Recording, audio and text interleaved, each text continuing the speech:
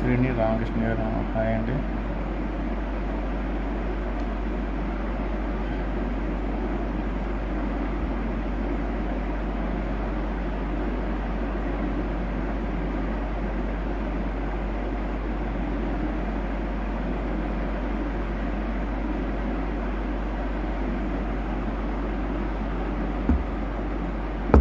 Hi అండి, అందరికీ నమస్తే.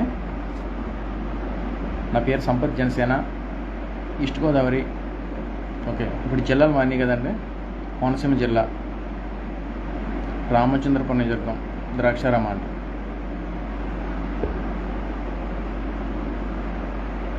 ఈరోజు ముఖ్యంగా లైవ్లోకి రావడానికి కారణం, కొత్తగా మంత్రి శాఖలో ఇచ్చారు కదండి.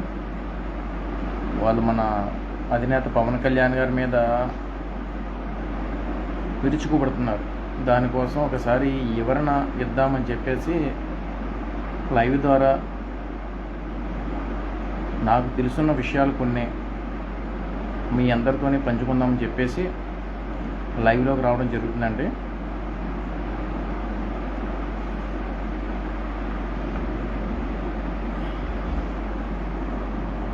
అనే విజయగోపాల్ అని నమస్తే అన్నయ్య. మొన్న కొత్తగా మంత్రులు ఎన్నుకుంటాం అందరికీ తెలుసున్నదే అండి. మాకు అతి దగ్గరలో ఉన్నటువంటి తుని నియోజకవర్గం, మాకు దాడిశెట్టి రాజా గారు మీ అందరికీ తెలుసున్నదండి. భవన నిర్మాణ శాఖ మంత్రిగా ఆయనకి పదవి ఇచ్చారు. ఆయనకి ఇవ్వగానే మేమందరం ఏమనుకున్నామంటే చాలా మంచి వ్యక్తికి ఇచ్చారు, పర్వాలేదు అని అనుకున్నాం. కానీ ఈ మంత్రులు ఇచ్చిన తర్వాత అంబటి రాంబాబు గారు అయితే అవనివ్వండి, గుడివాడ అమర్నాథ్ గారు అయితే అవనివ్వండి, దాడిశెట్టి రాజా గారు, వీళ్ళందరికీ మంత్రులు ఇచ్చిన తర్వాత మంత్రితో పాటు వీళ్ళు కూడా షిఫ్ట్ రాసి ఇచ్చారనుకుంటున్నాను జగన్మోహన్ రెడ్డి గారు. మంత్రి ఇచ్చిన తర్వాత మీరు మంత్రిలో ప్రమాణ స్వీకారం చేసిన తర్వాత మీరు కళ్యాణ్ గారిని తిట్టండి, కళ్యాణ్ గారిని విమర్శించండి అని చెప్పేసి మంత్రితో పాటు ఒక ప్రమాణ స్వీకారం పత్రం ఇస్తారు. ఆ ప్రమాణ స్వీకారం పత్రంతో పాటు కళ్యాణ్ గారిని ఇలాగా మీరు విమర్శించండి అని చెప్పేసి ఒక పత్రం కూడా ఇచ్చుంటారండి వీళ్ళకి. దాడిశెట్టి రాజా వారు మాట్లాడిన మాటలు మీరు విన్నారో లేదో తెలియదు. ఒకసారి నేను మీకు లైవ్ ద్వారా చూపిస్తాను చూడండి ఒకసారి. అంటే వీళ్ళు మాట్లాడిన మాటలు విన్న తర్వాత నేను వీళ్ళ కోసం వివరణ పూర్తిగా ఇస్తాను. మీరు అందరూ చూసే ఉంటారు. మీరు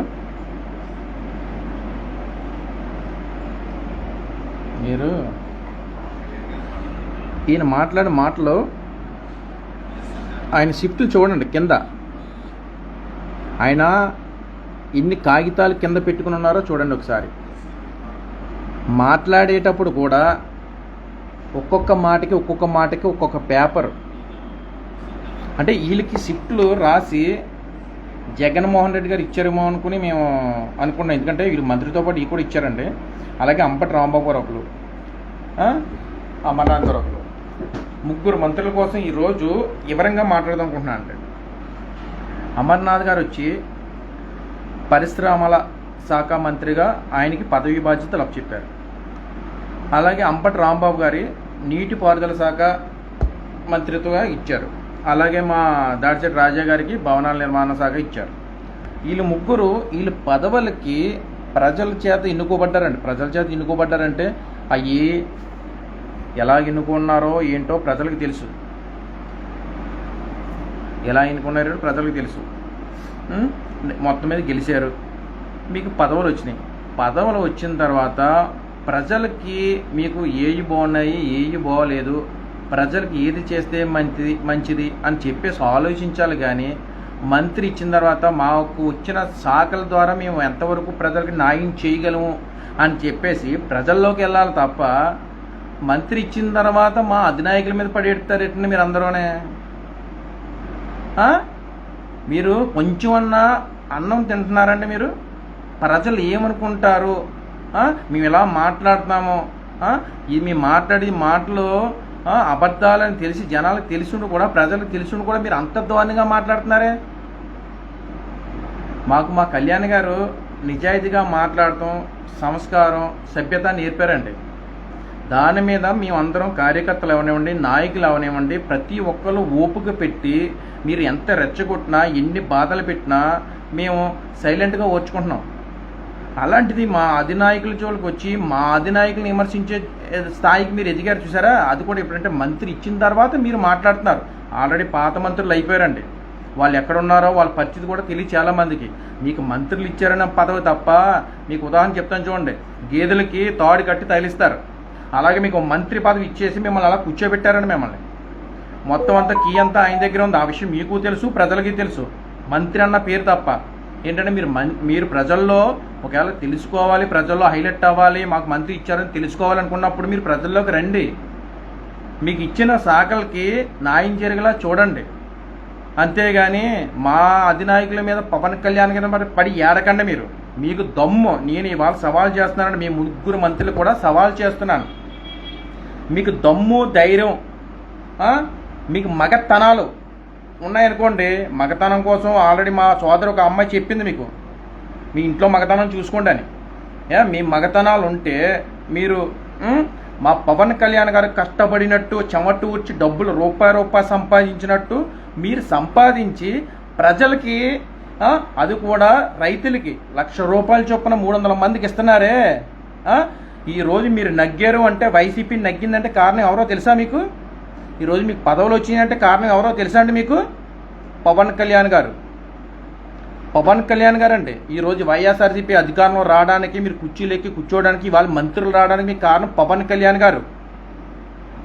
అంబటి రాంబాబు గారు మీకే చెప్పేదండి, అమర్నాథ్ గారు మీకే చెప్పేది, రాజా గారు మీకే చెప్పేది. ఒకసారి సరిగ్గా వినండి, చెవులు పెట్టుకుని మైండ్ పెట్టుకుని వినండి. ఈరోజు మీరు కుర్చీలో కూర్చుని అందరాలకి మాట్లాడుతున్నారే, ఆ మాటలకి కుర్చీ సింహాసనం ఇచ్చింది పవన్ కళ్యాణ్ గారు. మీరు ఫోటోలు పెట్టుకోవాలండి, పవన్ కళ్యాణ్ గారు ఫోటోలు పెట్టుకోవాలండి.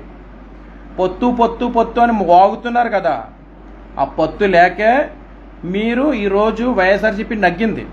ఎక్కడ పొత్తు పెట్టుకుంటే ఎక్కడ మేము నగ్గేస్తామని ఉచ్చపోసుకున్న సంగతి అందరికీ తెలుసు, ప్రజలందరికీ తెలుసు. అంబటి రాంబాబు గారు ఏంటి మాట్లాడారు? సింగిల్గా పోటీ చేయాలా? సింగిల్గా పోటీ చేయాలండి. పొత్తులు తీసుకుంటామో పొత్తు తీసుకోమో మీకు ఎందుకండి? సింగిల్గా పోటీ చేయాలో సింగిల్గా పోటీ చేయకూడదు అన్నది మాకు తెలుసు. సింగిల్గా పోటీ చేస్తే ఎలా ఉంటుంది, పొత్తు తీసుకుంటే ఎలా ఉంటుందని మీకు భయమేస్తున్నట్టుంది. వైఎస్ఆర్సీపీ నాయకులు కానివ్వండి, మంత్రులు కానివ్వండి, ప్రతి ఒక్కరికి కూడా ఇంట్లో కూర్చున్నారు, ప్రతి ఒక్కరికి పోసేస్తున్నారన్న సంగతి ప్రజలందరికీ తెలుసు. పొత్తు పెట్టుకుని మీరు నగరన్న విషయం కూడా మీకు తెలుసు.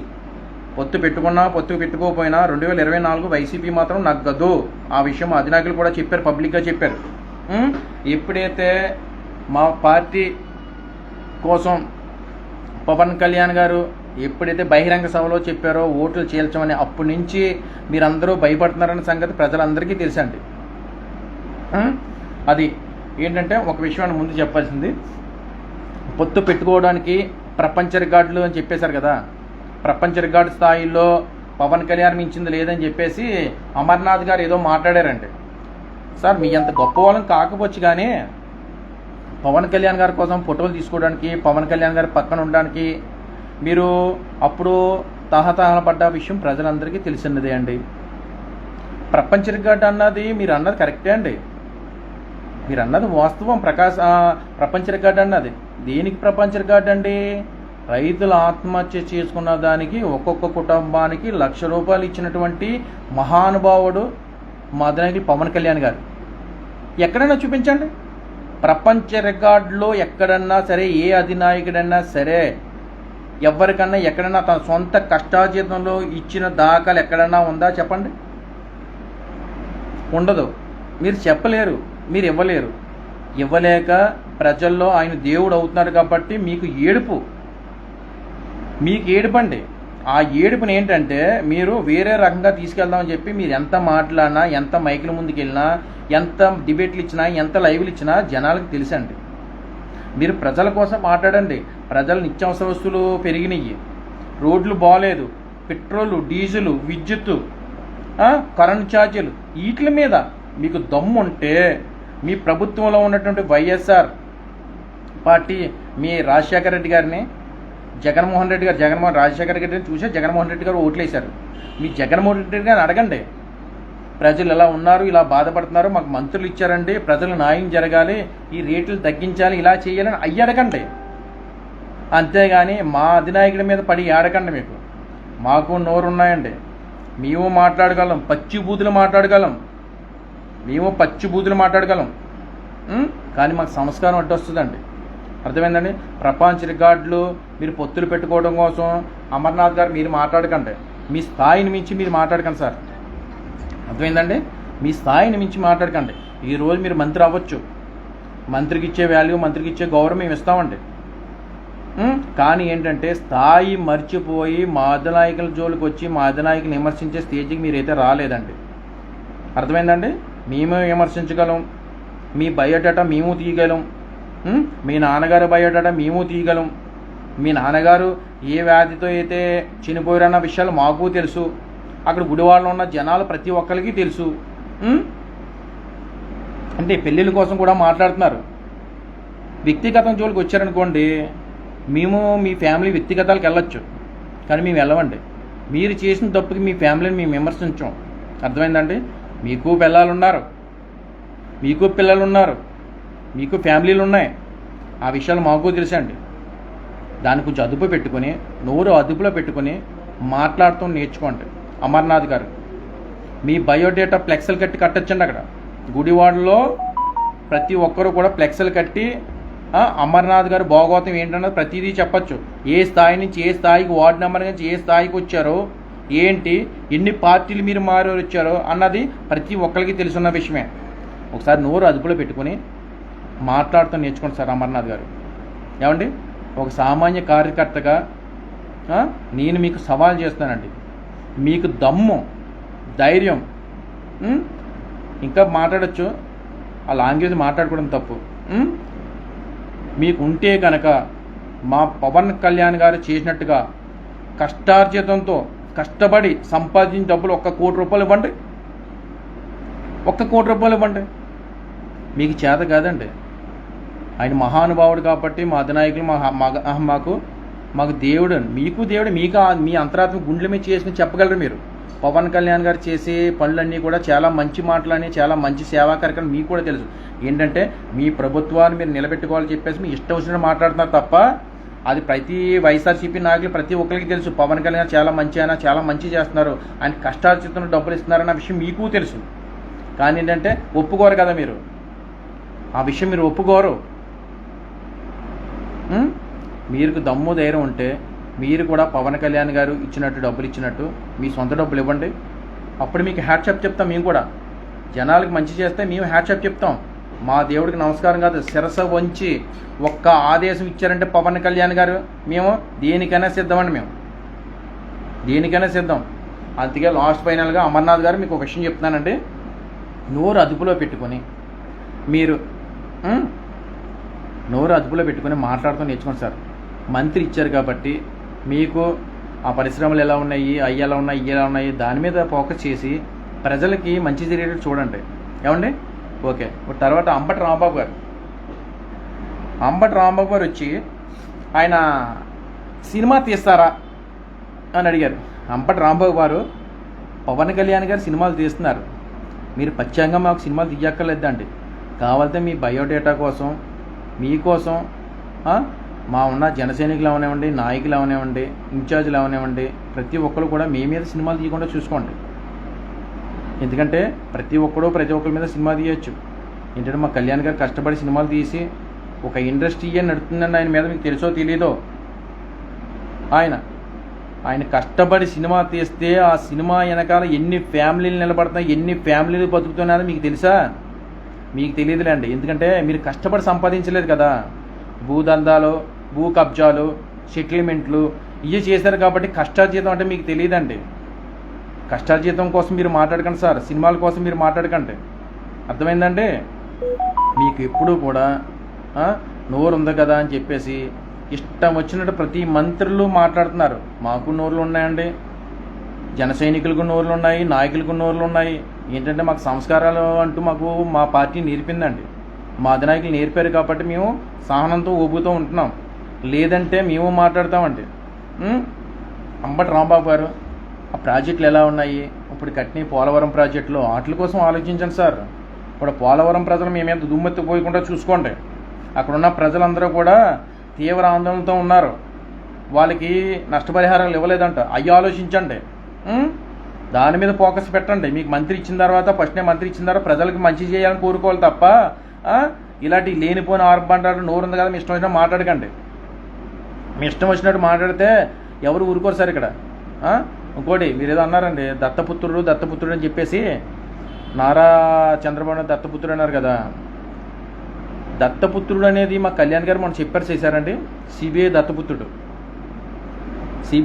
అండి. ప్రపంచ రికార్డులో ఎక్కడా లేనటువంటి ముఖ్యమంత్రి ఎవరన్నా ఉన్నారంటే మీ జగన్మోహన్ రెడ్డి గారు.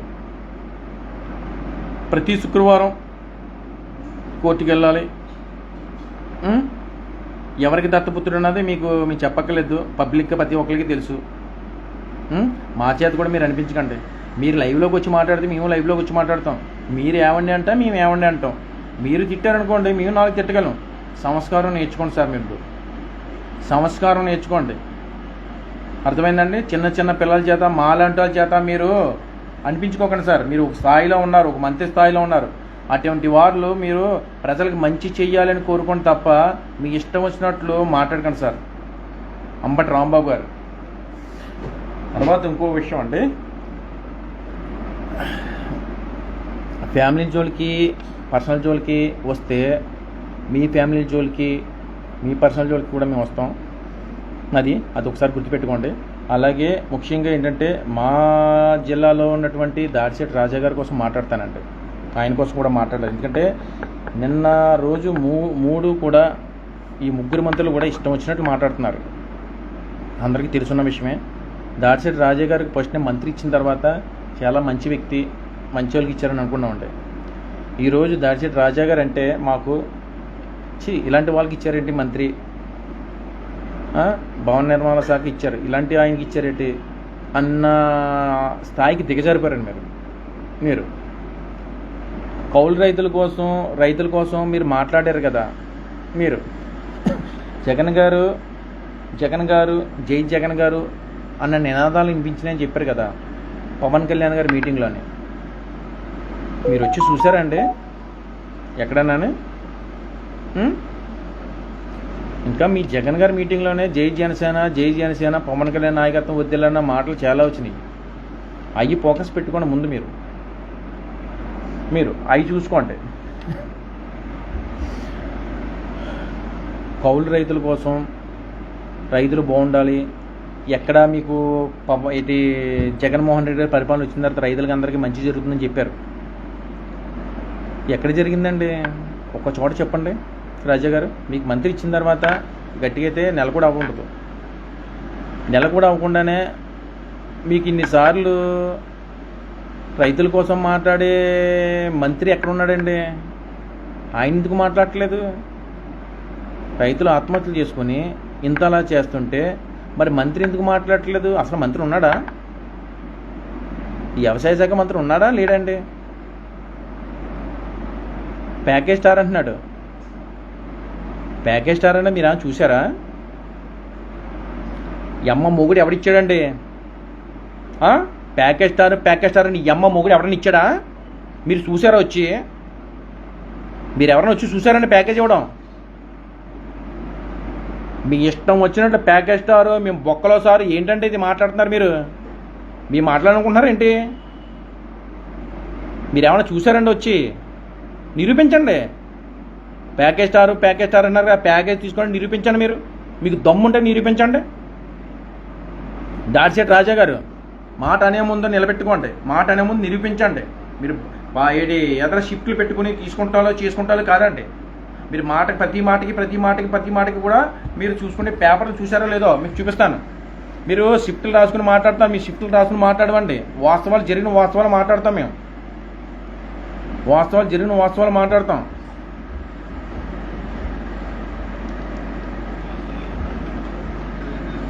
చూడండి, ఈయన మాట్లాడిన మాటలో ఒక్కొక్క షిఫ్ట్కి ఒక్కొక్క పేపర్ మాట్లాడితేనే సరిగ్గా రాదు ఈయనకి. ఉం?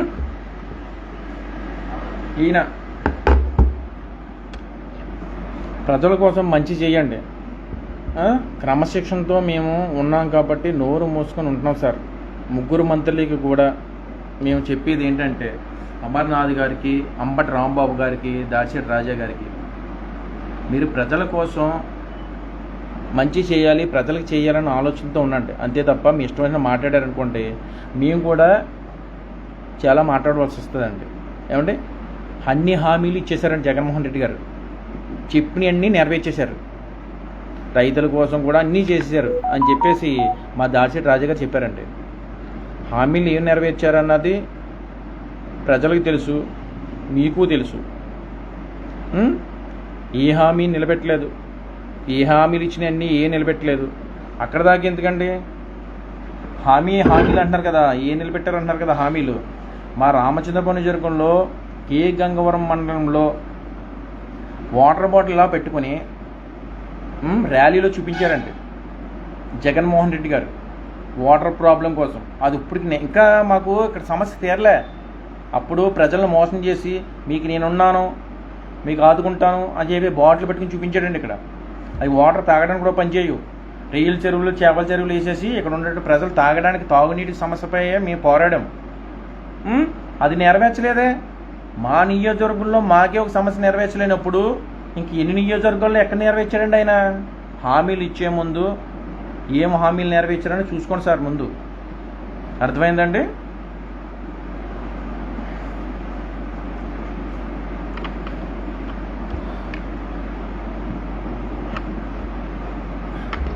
జనసైనికులకి, నాయకులకి, కార్యకర్తలకి, ప్రతి ఒక్కరికి కూడా ఈ మంత్రులు ఇచ్చిన తర్వాత వీళ్ళకి మంత్రితో పాటు ప్రమాణ స్వీకార పత్రంతో పాటు పవన్ కళ్యాణ్ తిట్టడానికి కూడా వీళ్ళకి ఒక పత్రం ఇచ్చారండి. దాన్ని పెట్టి మనం ఆలోచించి వీళ్ళ మీద పడిపోయి వీళ్ళు ఇష్టం వచ్చినట్టు మాట్లాడుతుంటే మనం కూడా ఊరుకుంటే స్థాయిలో లేవండి. మనం కూడా వాళ్ళు నమస్కారం పెడితే మనం నమస్కారం పెడతాం, వాళ్ళు తిడితే మనం తిడతాం, అంతే కదండి. దాన్ని పెట్టి ప్రతి ఒక్కరు కూడా క్రమశిక్షణ తప్పకుండా ప్రతి ఒక్కరు మెరుగుగా ఉంటారని చెప్పేసి కోరుకుంటూ పవన్ కళ్యాణ్ నాయకత్వం వర్ధిల్లాలి. జై జనసేన, జై జనసేన. అందరికీ నమస్కారం అండి. సెలవు తీసుకుంటున్నాను.